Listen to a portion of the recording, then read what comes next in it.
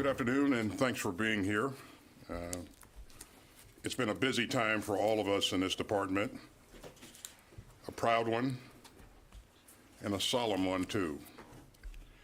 We have concluded our historic evacuation operation and ended the last mission of the U.S. war in Afghanistan. America's longest war has come to a close. Now, both as secretary and as a veteran of our Afghan war, my thoughts have been with the brave Americans who stood up to serve after al-Qaeda attacked us on September 11, 2001.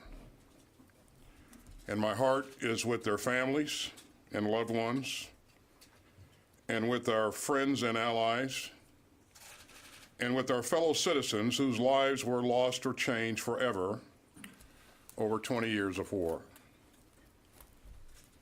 We remember 2,461 American service members and personnel who paid the ultimate price in this war, and more than 20,000 wounded Americans, some still carrying the scars that you can't see on the outside. We also remember the thousands of American contractors who lost their lives, and hundreds of our allies and partners from NATO and beyond, and tens of thousands of Afghan soldiers and police officers, and tens of thousands more Afghan civilians. Now, we have just concluded the largest air evacuation of civilians in American history. It was heroic. It was historic. And I hope that all Americans will unite to thank our service members for their courage and their compassion. They were operating in an immensely dangerous and dynamic environment. But our troops were tireless, fearless, and selfless.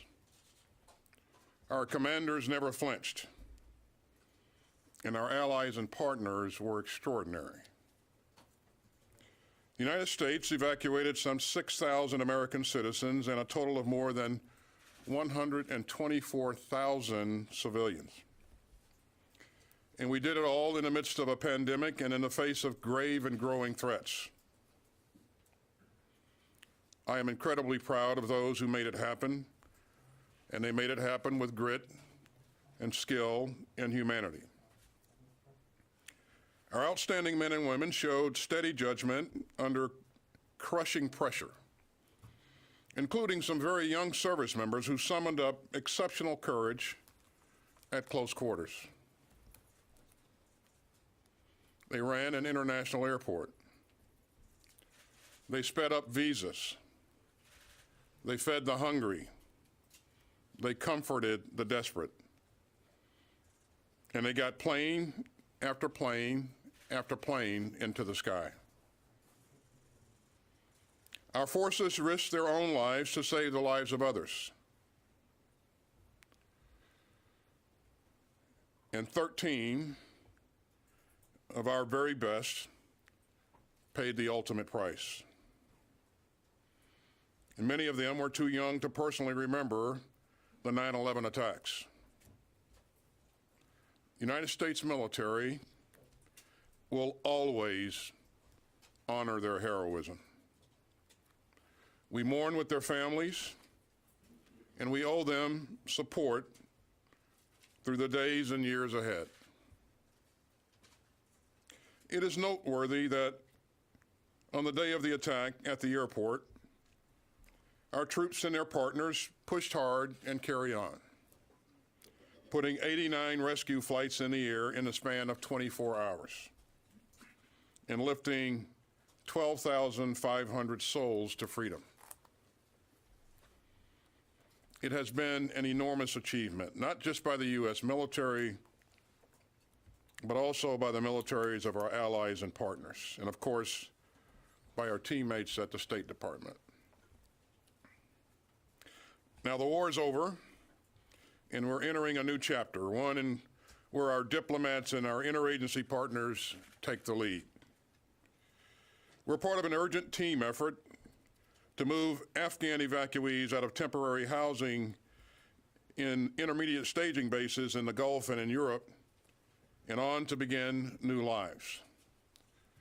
And I'll be traveling to the Gulf next week to thank our partners there who have done so much to help save and shelter Afghan civilians.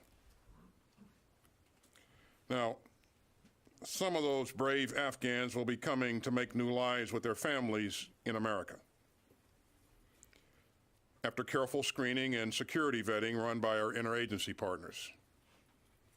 We're temporarily sheltering some of these evacuees at military facilities here at home. And I'm proud of the way that our military communities have welcomed them. Some of these courageous Afghans fought alongside us. And they and their families have more than earned their places in the land of the free and the home of the brave. And welcoming these Afghans isn't just about what they've done, it's about who we are. Now, as one mission ends, others must go on. And even during our Afghan retrograde, this department was racing to help victims of natural disasters at home and abroad, and we still are. We've been driving to end the pandemic, and we've continued to tackle security challenges from China and Russia, Iran, and North Korea. It's our duty to defend this nation, and we're not going to take our eye off the ball. And that means relentless counterterrorism efforts against any threat to the American people from any place. It means working with our partners to shore up stability in the region around Afghanistan. And it means a new focus to our leadership in this young century.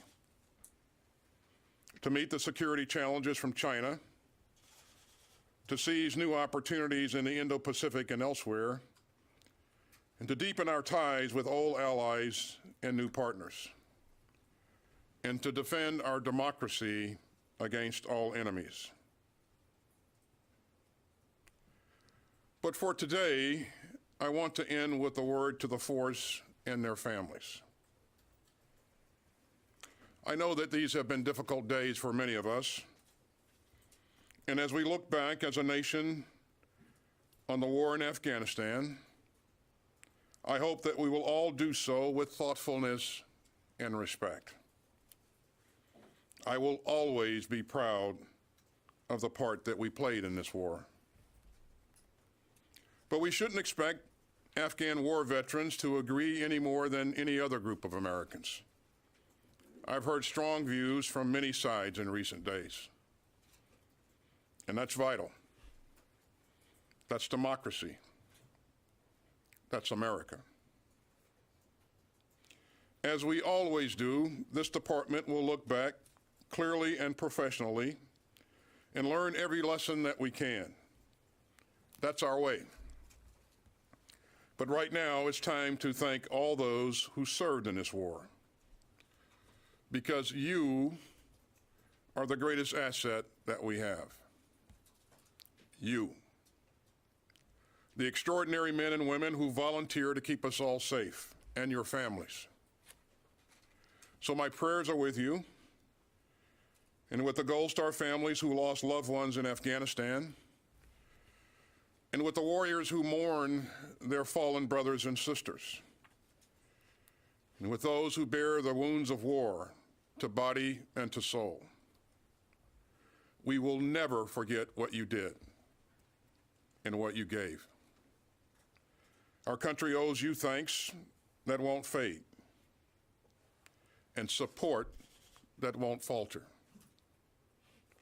The war has ended, but our gratitude never will. And finally, just a word about the Navy helicopter mishap overnight off the coast of California. I know the Navy is working diligently at search and rescue operations. And on behalf of the whole department, I want to pass on our thoughts and prayers for the best possible outcome. It's yet another reminder of the dangers our men and women face every day, overseas, at sea, and here at home. Now let me turn it over to the chairman. Thanks, Secretary, and good afternoon, everyone. 3 weeks ago, the United States military received the mission to conduct a non-combatant evacuation operation from Afghanistan in support of the Department of State. In order to evacuate American citizens, the Department of State designated Afghans with a directed completion date of 31 August. The key military tasks were to secure and defend the international airport in Kabul, evacuate all embassy personnel, evacuate all American citizens that wanted to get out, and evacuate other Afghans as designated by the Department of State, and retrograde all of the U.S. military. In short, the United States military was tasked to conduct two highly complex missions simultaneously: a retrograde while in contact with the enemy, and a NEO in a non-permissive environment. We executed that mission in a highly dynamic, dangerous operating environment from a war-torn country, and it was conducted across 9 countries and 26 intermediate staging bases and temporary safe havens. We deployed between 5,000 and 6,000 military personnel on the ground, some of whom were forward deployed based on our contingency planning. These elements came from the 82nd Airborne Division, Special Forces, the Marine Corps, along with Navy and Air Force personnel. Flying in support were combat aircraft from the Air Force and the Navy, as well as incredible support from the transport aircraft, the pilots and crews of the United States Transportation Command. And afloat, we had an ARG-MU and a carrier strike group. We flew 387 U.S. military C-17 and C-130 sorties, and we enabled 391 non-U.S. military sorties. A total of 778 sorties evacuated a total of 124,334 people, which included almost 6,000 American citizens, third country nationals, and Afghans designated by the Department of State. And we will continue to evacuate American citizens under the leadership of the Department of State, as this mission is now transitioned from a military mission to a diplomatic mission. Evacuees flowed through the intermediate staging base safe havens in Central Command and European Command for onward movement to the United States, a third country, or their home of origin for repatriation. Evacuees complete medical and security screening, vetting, in accordance with the lead federal agency's guidance, the Department of Homeland Security. Currently, there's approximately 20,000 evacuees in 7 staging bases in 5 countries in Central Command. Another 23,000 in 7 staging bases in 4 countries in Europe. And as of this morning, there are approximately 20,000 Afghans who arrived at 8 different military bases in the continental United States. This mission cost 11 Marines, 1 soldier, and 1 Navy corpsman their lives, and 22 others were wounded in action.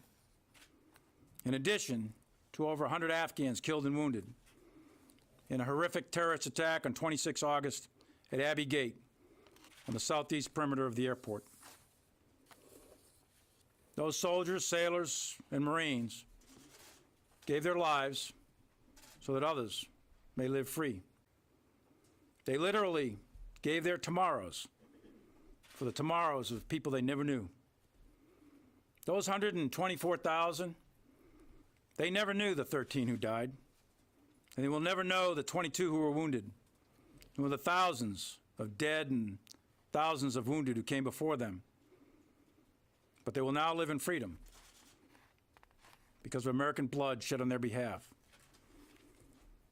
Nearly 2 decades have passed since that horrible, dark September day in our nation's history when 2,977 innocent lives were murdered. Since then, the men and women of the United States military and our interagency partners have fought tirelessly to defeat terrorists in Afghanistan and around the world, both at home and abroad. Their talent, their efforts have carried this fight day and night. In Afghanistan, our mission, our military mission, has now come to an end. And we're going to learn from this experience as a military. How we got to this moment in Afghanistan will be analyzed and studied for years to come. And we in the military will approach this with humility, transparency, and candor. There are many tactical, operational, and strategic lessons to be learned. 800,000 of us in uniform served in Afghanistan over the last 20 years. Our nation spent over $1 trillion, and most importantly, 2,461 soldiers, sailors, airmen, and Marines gave the last full measure of devotion, while 20,691 were wounded, and untold thousands of others suffer with the invisible wounds of war as we close this chapter in our nation's history. And all of those casualties are alongside our allies and partners, and we should never forget that 60,000 Afghan national security forces gave their lives in the conduct of this war. Our counterterrorism efforts in Afghanistan and the region over 20 years has protected the American people from terrorist attack, and the men and women and children who were just evacuated will ultimately be the legacy to prove the value of our sacrifice. For the past 20 years, there's not been a major attack on our homeland, and it is now our mission to ensure that we continue our intelligence efforts, continue our counterterrorism efforts, continue our military efforts to protect the American people for the next 20 years. And we in the American military are committed to do just that. For those of us in uniform who served in Afghanistan, for our families who have suffered and sacrificed along our side, for those who have supported us, these have been incredibly emotional and trying days, and indeed years. We are all conflicted with feelings of pain and anger, sorrow and sadness. combined with pride and resilience. There are no words that I or the Secretary or the President or anyone else will ever do to bring the dead back, but we can always honor them. And one thing I am certain of, for any soldier, sailor, airman, or Marine and their family, your service mattered, and it was not in vain. Thank you. Okay, I think we have enough time for a few questions, and we'll start with you, Bob. Thank you, Mr. Secretary. Looking ahead in Afghanistan, question for both of you, please. Given the experience of the past couple of weeks at the Kabul airport, where U.S. commanders were coordinating or at least communicating daily with Taliban commanders, to an effect that General McKenzie himself said was at times very helpful. And also, I know, General Milley, in your case, you last year had face-to-face meetings with Taliban leaders, at least on a couple of occasions. I'm wondering what you think these experiences say about the prospect for a United States relationship with the Taliban, to include the possibility of any kind of coordination in counterterrorism operations against ISIS-K in Afghanistan. Well, Bob, first of all, let me applaud the initiative of our commanders on the ground who would stop at nothing to accomplish the mission that they were provided of evacuating as many American citizens, third country nationals, and SIV applicants as possible. We were focused on, we were working with the Taliban on a very narrow set of issues, and it was just that, to get as many people out as we possibly could. And so I would not leap to, I would not make any leaps of logic to, a broader, to broader issues. I would just say that, again, I'm immensely proud of what our troops have done to this point, and it's hard to predict where this will go in the future with respect to the Taliban. And I would just say, Bob, Secretary and I both served in Afghanistan, and many of us did, and you all did too. We don't know what the future of the Taliban is, but I can tell you from personal experience that this is a ruthless group from the past, and whether or not they change remains to be seen. And as far as our dealings with them at that airfield or in the past year or so, in war, you do what you must in order to reduce risk to mission and force, not what you necessarily want to do. Any possibility of coordination against ISIS-K with them? It's possible. Going forward, Bob, I would not want to make any predictions. I would tell you that we're going to do everything that we can to make sure we remain focused on ISIS-K, understand that network, and at the time of our choosing in the future, hold them accountable for what they've done. Let's go to Helene Cooper. Thank you, sir, for doing this. I have a question for you and then another one for General Milley. Mr. Secretary, perhaps it's possible that there's no exit from Afghanistan that would not have been chaotic, given what we now know, and for all the reasons that the administration has mentioned. But I would like to know now, in hindsight, is there one thing that you wish that you or the Pentagon could have done differently? Thanks, Helene. I would just tell you that there hasn't been a single operation that I've ever been involved in where we didn't discover that there's something that we could have done better or more efficiently or more effectively. And I'd also say that no operation is ever perfect. I will tell you that we will do what we always do, and that is to look at ourselves and do after-action reviews, and we want to make sure that we learn every lesson that can be learned from this experience. But I want to take the time to do it the right way, and so we'll do that in the days ahead. Do you think that, oh, sorry. I was just going to say, I would just say again, Helene, that I'm enormously proud of our men and women who worked hard to accomplish what they just accomplished, which I think, as I said earlier, is historic and heroic. Go ahead. I think we should have maybe thrown out the book on the whole SIV. I mean, the previous administration did leave, I understand the Biden did put a lot of hurdles in the way of the SIV program that this administration had to then deal with upon arrival. Do you think at all that because the Pentagon worked so hard with these people for 20 years, these translators and interpreters, that we should have thrown that whole book out? What I would say, Helene, is that the SIV program is obviously not designed to accommodate what we just did in evacuating, over 100,000 people. And so perhaps this program should be looked at going forward.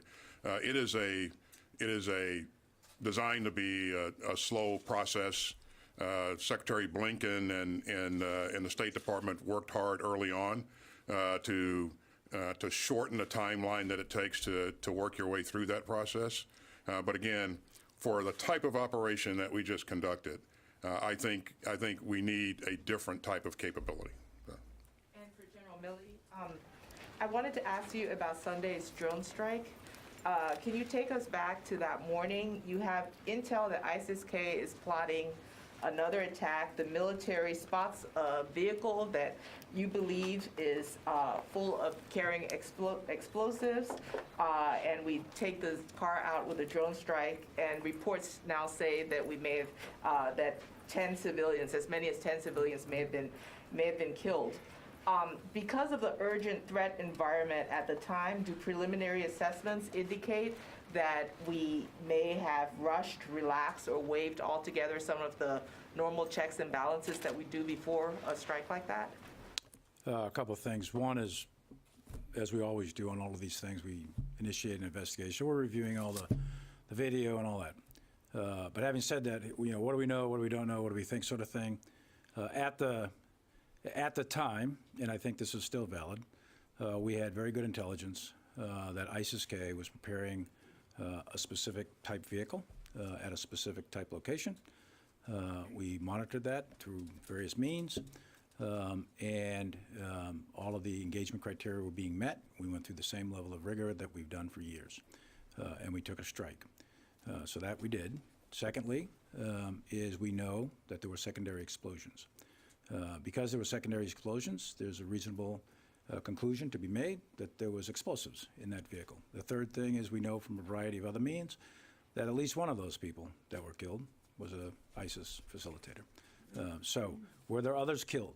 Yes, there are others killed. Who they are, we don't know. We'll try to sort through all that. But we believe that the procedures at this point, I don't want to influence the outcome of an investigation, but at this point we think that the procedures were correctly followed and it was a righteous strike. So we've got time for one more question, and we'll go to Barb for the last question. Thank you, sir. Well, your messages today from both of you, your messages of compassion and gratitude are certainly understood. In the last several days, both of you at multiple times have issued these kinds of messages and statements. And what I'm curious about is, what do you see in the country, with troops, with veterans, that makes you feel, it's a rare thing, that makes you feel these messages must continue, and you have put out so many in the last few days? And General Milley, I was very struck you used the words pain and anger, and that you understood that was out there. So as a combat veteran yourself of Afghanistan, can you help people understand that? Where does your pain and anger come from?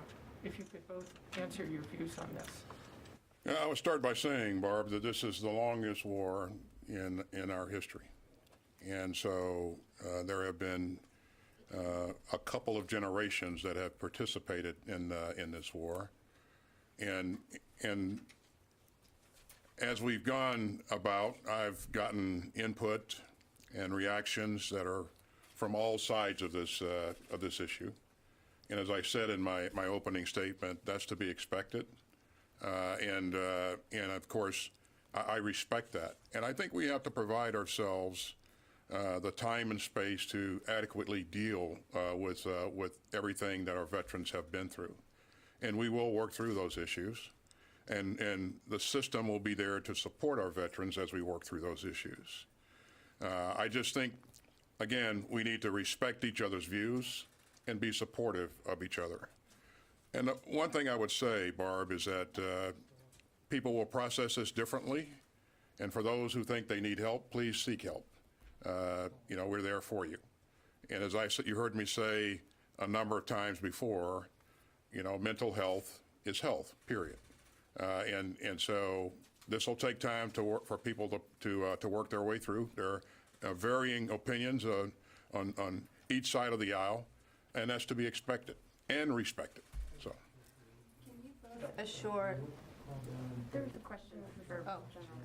So, Barbara, you asked me where my pain and anger comes from. I have all those same emotions, and I'm sure the Secretary does, and anyone who served. And I commanded troops, and I wasn't born a four-star general. I have walked the patrols and been blown up and shot at and RPG'd and everything else. My pain and anger comes from the same as the grieving families, the same as those soldiers that are on the ground. Last night I visited the wounded up in Walter Reed. This is tough stuff. War is hard. It's vicious, it's brutal, it's unforgiving. And yes, we all have pain and anger. And when we see what has unfolded over the last 20 years and over the last 20 days, that creates pain and anger. And mine comes from 242 of my soldiers killed in action over 20 years in Iraq and Afghanistan. So yeah, I have that, but I'm a professional soldier. I'm going to contain my pain and anger and continue to execute my mission. Thank you very much, ladies and gentlemen. All right, so we've been listening to a question and answer session with General Mark Milley, the Chairman of the Joint Chiefs of Staff, and Lloyd Austin, the Defense Secretary.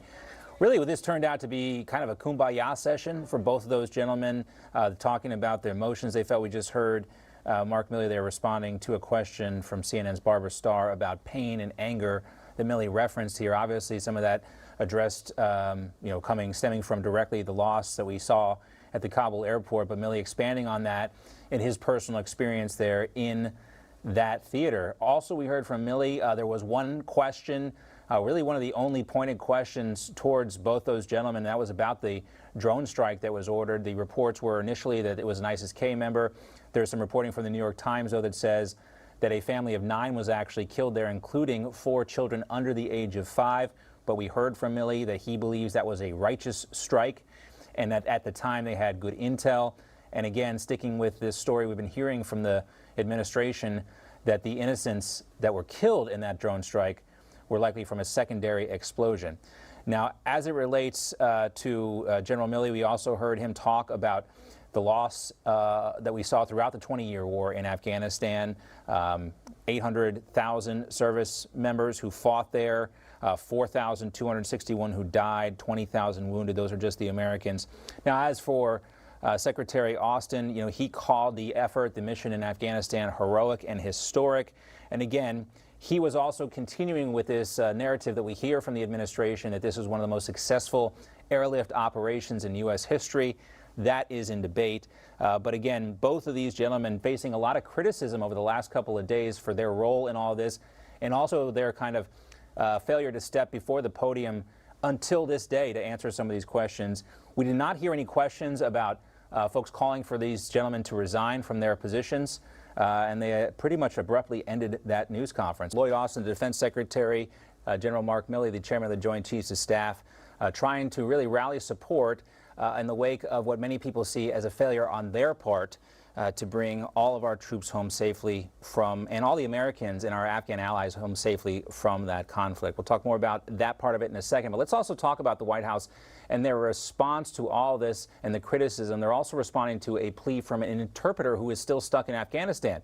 He actually helped rescue Senator Joe Biden 13 years ago when he was stranded in an Afghanistan valley when the helicopter he was riding in was forced to land in a snowstorm. The Wall Street Journal sharing that story and the plea from the Afghan interpreter Mohammed, who told the Journal, quote, "Hello, Mr. President, save me and my family, don't forget me here." Mohammed is still there with his wife and 4 children hiding from the Taliban. And here's what the White House press secretary had to say about this story. We will get you out. We will honor your service, and we're committed to doing exactly that. Thing is, we've heard promises like that from the White House before that they have not been able to keep. Let's welcome back our panel this hour. Tony Katz is here with us, radio host and lover of fine cigars. T.W. Shannon is back with us as well, former Speaker of the Oklahoma House. All right, gentlemen, we've heard so many lies, so much misinformation from this administration here. For Jen Psaki, Tony, maybe she knows something that we don't, that the Wall Street Journal doesn't know, but it seems like a very dire situation for the Afghan allies and the Americans who remain stuck in that country. She seems pretty confident that she's going to be able, and the White House is going to be able to get this guy out. I wonder where her confidence comes from, considering what we've seen over the last 2 weeks. She was also confident that nobody was going to be stranded in Afghanistan. She was confident, and she lectured reporters about being irresponsible for saying such a thing. Joe Biden, in the speech yesterday, laid out a tremendous number of lies. I mean, a massive number of falsehoods. And the only people who believe Joe Biden are the people who work at 1600 Pennsylvania Avenue. And then that includes Ron Klain, the White House Chief of Staff, and that includes Jen Psaki. I hope this person gets out and his family. I want the Americans out. I want those Afghanis who've been helping us getting out. But do I have faith in the Biden administration? The answer is no, because they allowed this to happen. There was this tweet, and I don't want to misappropriate it, in terms of who put it out there. You can't sink the ship and then take credit for the lifeboats. I wish that was my line, but I didn't say it that way. That's the better way to say it. And that's so much of what's happening here. I thought that's a lot of what Secretary Lloyd Austin was doing in that press conference you guys just played with the chairman of the Joint Chiefs, Mark Milley. They created the issue and then want to take credit for fixing the chaos that they created, but they haven't fixed it yet they keep telling us they have. I think that's the real story. That's a big part of the story. I mean, I think what they felt was necessary here. It is, I think, a little surprising, TW, that we didn't see these two gentlemen beforehand. I mean, you think back to the early days of the Iraq War. Donald Rumsfeld was there every day in front of the podium. He was commanding things, but we saw Lloyd Austin kind of give that role to John Kirby, the Pentagon spokesman, and he was really conducting the show. The other general was there, too. He was giving those statements, and we didn't hear from the defense secretary. But as it relates to Milley particularly, TW, it was June 24th, I believe, or June 23rd, when Milley was lecturing Congress about white rage in the ranks, and I just looked up a story from Reuters, and on that same day, there were numerous reports about the Taliban bombing, Afghan villages, taking over rapid succession, that they were not anticipating that they would be this successful in their campaign. And I think these words, and again, Milley's been there. He talked about those. His subordinates that he's seen die in Afghanistan and Iraq. But when he's lecturing us about white rage, while the Taliban is taking over villages in Afghanistan, I think those words ring a little hollow, don't you? Well, I think what you see happening, John, is we have the wokest administration in the history of America. The problem with being woke is not only do you go broke, but people die.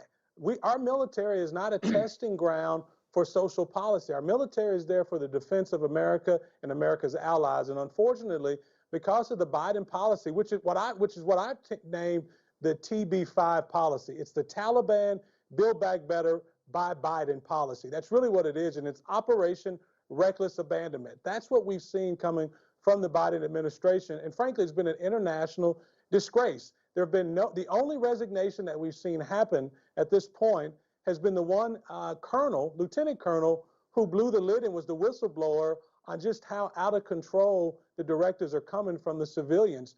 This is a real problem. Joe Biden should do the right thing and resign. He should send forth his papers to Congress, letting them know that he is incapable of leading this country, because his actions have demonstrated that. I can remember the day when we were America first, not America last, and it's unforgivable that our commander-in-chief has left our fellow citizens to suffer in fear, putting their lives at risk. Yes, I'm very concerned about the Afghans who supported us and helped us, but I'm most concerned first about Americans. And we've had two stories coming out of the White House. First, we're told everything's under control. It's really not a crisis. Then we hear it is a crisis, but it's still under control. Then we hear Americans are going to be there.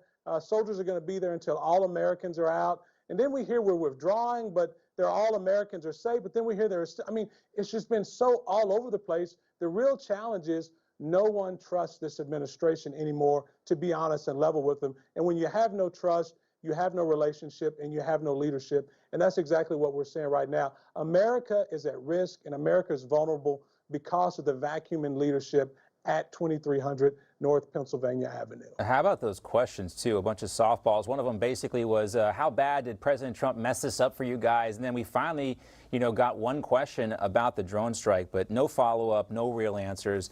I think there are still a lot of Americans who want more from these two guys, more answers, and we're not getting it. We're not getting the information we need, not now. Guys, great to see you both, Tony and TW. We appreciate you guys standing by. You know what woke means? It means you're a loser. Everything woke. Everything woke. It's true. Everything woke turns to shit, okay? It's true. It's true. Look at what's happening.